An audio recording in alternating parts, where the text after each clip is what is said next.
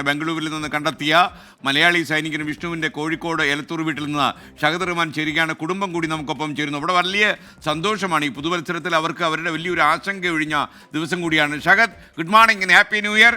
നമ്മുടെ കുടുംബാംഗങ്ങൾക്ക് അവർക്ക് സന്തോഷമുള്ള നിമിഷങ്ങളാണല്ലോ. അവർ കൂടി എൻ്റെ ഒരു പുതുവത്സര ആശംസകൾ നേരൂ. ഞാനവിടെ കുടുംബാംഗങ്ങളെ കണ്ടില്ല. ഷഹദ് പറഞ്ഞോളൂ.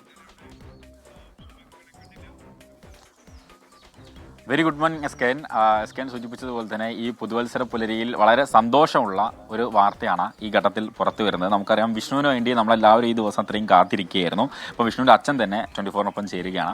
അച്ഛാ, ഇന്നൊരു പുതിയ വർഷമാണ്, നമുക്കൊരു നല്ല വാർത്തയാണ് കേൾക്കാൻ പറ്റിയിട്ടുള്ളത്. കഴിഞ്ഞ ദിവസം കാത്തിരിക്കുകയായിരുന്നു. സംസാരിച്ചു ഇന്നലെ വിഷ്ണുവായിട്ട്? ഇന്നലെ രാത്രി വിഷ്ണുവായിട്ട് സംസാരിച്ചു. ഇവിടുന്ന് പോയ സിയാസാറാണ് നമ്മളെ സംസാരിച്ചത്.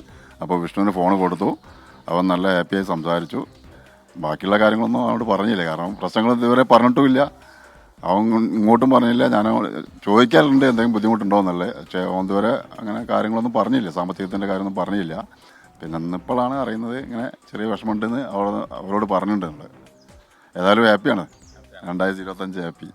നമ്മൾ ഇത്രയും ദിവസം കാത്തിരുന്നതിനൊരു ഫലം ഉണ്ടായില്ലേ? ഫലമുണ്ട് തീർച്ചയായിട്ടും. ഇത് വിഷ്ണുവിൻ്റെ അച്ഛനാണ്. ഒപ്പം തന്നെ അമ്മയും കൂടി നമുക്കൊപ്പം ചേരുകയാണ്. അമ്മ നമസ്കാരം. ഈ എന്ത് തോന്നുന്നു ഇപ്പോൾ?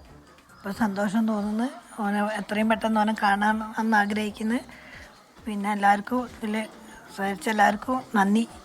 ഇന്നലെ സംസാരിക്കാൻ പറ്റിയിട്ടുണ്ടായിരുന്നു? അച്ഛനോട് സംസാരിച്ചോ? അച്ഛനോട് സംസാരിച്ച് അപ്പോൾ വളരെ സന്തോഷം.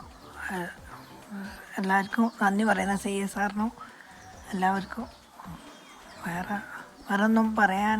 വിഷ്ണു എന്തെങ്കിലും ഇപ്പം അച്ഛൻ പറഞ്ഞതുപോലെ തന്നെ എന്തെങ്കിലും ബുദ്ധിമുട്ടുകളോ പ്രയാസങ്ങളോ എപ്പോഴെങ്കിലും സൂചിപ്പിച്ചിട്ടുണ്ടായിരുന്നോ? ഇല്ല, ബുദ്ധിമുട്ടുകളൊന്നും ഇതുവരെ പറയാറില്ല. ഒന്നും പറഞ്ഞില്ല ഇതുവരെ. അങ്ങനെയൊന്നും ഉണ്ടായിട്ടില്ല. എന്താ കാരണം എന്നറിയൂല. മാറി നിൽക്കേണ്ട അവസ്ഥ. പിന്നെ പക്ഷേ എന്തായാലും നമുക്ക് ഭയങ്കര സന്തോഷമാണ്. കാത്തിരുന്നതിനൊരു ഫലം ഉണ്ടായില്ലേ? 2025 ന്യൂ ഇയർ സന്തോഷമായി.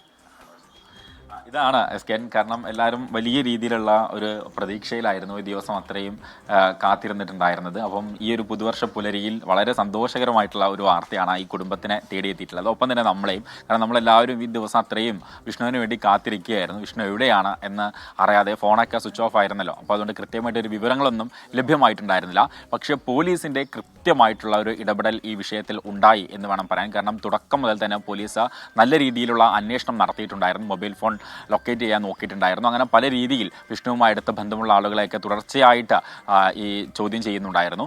അപ്പം അതിൽ നിന്നെല്ലാം കിട്ടിയിട്ടുള്ള വിവരങ്ങളുടെ അടിസ്ഥാനത്തിലാണ് വിഷ്ണു എവിടെയാണ് ഉള്ളത് എന്ന് പോലീസ് മനസ്സിലാക്കുന്നത്. എന്തായാലും കുടുംബം വലിയ സന്തോഷത്തിലാണ്. അവരെ സംബന്ധിച്ചിടത്തോളം മകൻ ഒരുപക്ഷെ ഇന്ന് ഉച്ചയ്ക്ക് 11 മണിയോടുകൂടി ഈ വീട്ടിലെത്തും എന്നുള്ളതാണ് നമുക്ക് മനസ്സിലാക്കാൻ സാധിക്കുന്നത്.